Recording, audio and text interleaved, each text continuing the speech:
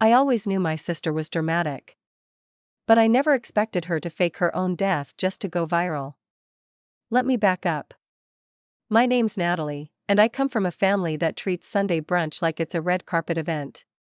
My mom owns a crystal shop, my dad is a failed magician who never stopped trying, and my little sister, Bianca, well, Bianca is an influencer.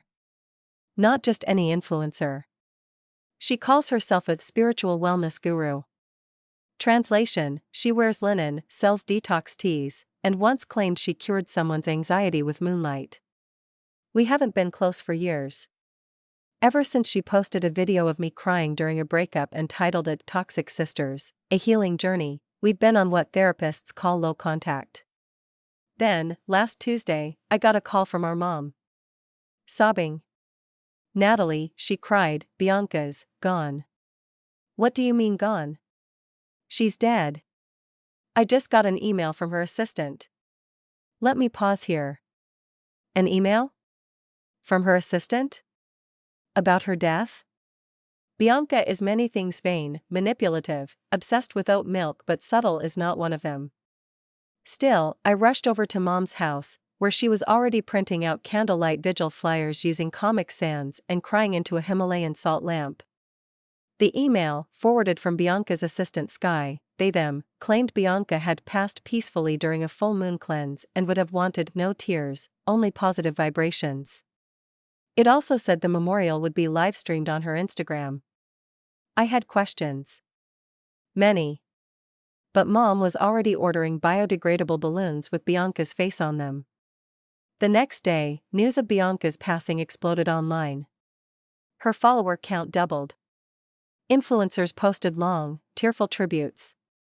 There was even a TikTok trend called the Bianca Challenge where people cried in nature wearing white. I was suspicious. Very. So I did what any emotionally stable adult would do: I hacked into her iCloud. Okay, hacked is generous. Her password was CrystalQueen69. And what did I find? A selfie from that morning. Caption: taking a social break to realign my chakras. Be back when the vibes are immaculate. #self-care. #offline queen dead? My butt.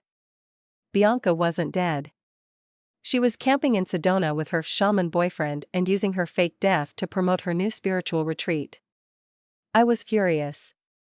So naturally, I planned a funeral. A real one. But not to mourn her. To expose her. Planning a fake funeral is harder than you'd think, especially when the deceased is alive, active on Instagram, and promoting her chakra-opening smoothie line from a desert Airbnb. But I was on a mission. Operation #Bianca is a lie. I started by booking the fanciest event hall in town, the same place Bianca once tried to sneak into wearing a fake Gucci belt and claiming to be Kendall Jenner's life coach. My budget? Non-existent. But when I told the owner it was a high-profile influencer's memorial with major press coverage, she gave me a discount and threw in a vegan hors d'oeuvres platter. People hear influencer and smell opportunity. Next, I sent out digital invites to everyone in Bianca's world: followers, fellow influencers, her exes, her brand sponsors, even her shady essential oils dealer named Sage. I called it Bianca's Final Vibe Out, a celebration of a life lived loudly. Dress code? Celestial chic. Mood? Delusional glam. Theme? One last brand collab with the universe. Then came the best part: the guest of honor. Using her own obsession with clout against her, I created a fake PR account and messaged her, "Hi. We're planning a private tribute event in your honor. Limited guest list. Livestream to raise funds for spiritually lost houseplants. Let us know if you can attend anonymously. Wink." She bit hard. Within an hour, Sky, they/them, replied, "Bianca's spirit will be there in energy form. Please seat her energy presence near natural light and plug in a salt lamp nearby." Perfect. The big day arrived. People came dressed like space witches and Pinterest boards. There was a woman in a full moon costume and a guy in glow-in-the-dark robes humming in Sanskrit. Influencers live-streamed their sadness, doing slow-motion crying selfies in front of Bianca's massive blown-up portrait. I wore black. Classic. Clean. Dramatic. As the fake officiant read a eulogy filled with inspirational nonsense Bianca probably wrote herself, I stepped up to the podium. "Thank you all for coming," I began. Bianca would have loved this. All the attention. The hashtags. The accidental A-list energy of it all. Polite laughter. "But there's something Bianca would have loved even more," I continued. "A plot twist." Gasps. I grabbed the remote and clicked the giant screen behind me. Suddenly, the live stream from Bianca's personal Instagram began playing. Her most recent post popped up, a sun-drenched selfie with a cactus, captioned, "Sometimes you have to die a little to truly live." #reawakening #still hot though. There were actual screams. One woman dropped her phone in horror. Another whispered, "Is this performance art?" I let it simmer. Then I dropped the mic. Literally. 15 minutes later, the place was chaos. Some people were angry, others were taking selfies with the casket like it was part of an immersive exhibit. But the best part? Bianca walked in. Wearing all white. Floating through the door like a ghost in a Goop ad, absolutely eating up the attention. "I'm not dead," she announced, as if we didn't all just see her Instagram feed. I transcended. "It's different." Someone threw a beetroot slider at her. Bianca stood there like she was accepting an Oscar for most spiritually deceased. Her white flowing outfit was glowing under the chandeliers, and her arms were outstretched as if waiting for thunderous applause. Spoiler, she got a tofu slider to the forehead instead. "Don't you people understand?" she cried, dramatically wiping vegan aioli off her cheek.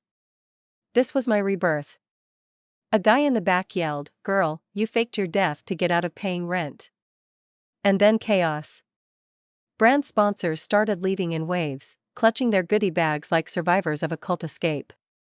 Her candle collab rep screamed something about breach of ethereal contract and knocked over a crystal tower on the way out. I caught someone live streaming it with the caption, "This is the fakest funeral since that time I mourned gluten." Meanwhile, Bianca was still trying to spin it. She climbed on top of the casket, yes, the actual casket, and yelled, "This is a social experiment." A statement about the fragility of fame. About how we monetize grief.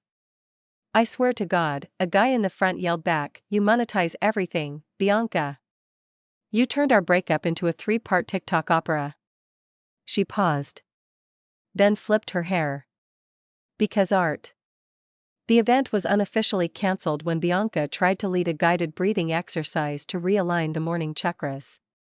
Security escorted her out as she whispered, "You'll all regret this when my documentary comes out." I doubt it. But the best part? It went viral. Within 24 hours, clips of the influencer resurrection were everywhere. TikTok, YouTube, even a late-night segment on a comedy show titled, "Dead for Attention." The Bianca phenomenon, her follower count skyrocketed. Then plummeted. Then weirdly stabilized. She leaned in. Started selling Resurrect Yourself merch. A hoodie that read, "I died spiritually and all I got was this oversized sweatshirt." I didn't even get mad. Because while she was busy trying to trademark postmortem glow, I did something better. I uploaded my footage. The real story. The behind the scenes. The planning. The chaos. The candle explosions. Titled it, "I Gave My Sister the Funeral She Faked and She Crashed It." The internet ate it up. I got thousands of messages. One said, "This is the performance art we deserve." Another, "Finally, an honest influencer story that isn't an MLM or a breakup disguised as skincare." I even got a call from a producer. Now? I host a podcast. Dead to Me, Stories from Beyond. The #Bianca was the first guest. Of course. She showed up in a cape. Claimed she was only partially reincarnated. I let her talk. Then I let the world decide.